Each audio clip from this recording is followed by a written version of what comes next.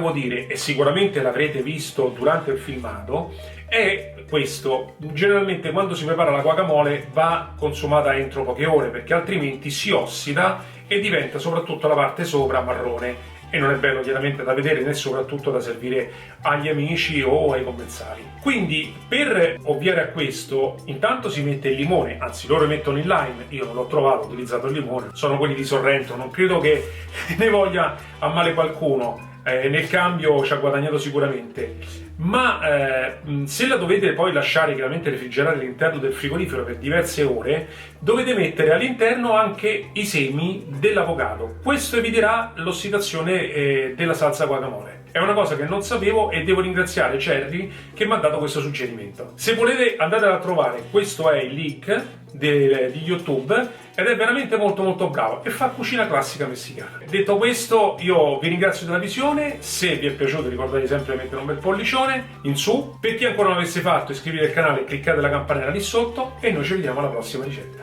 Buona giornata a tutti!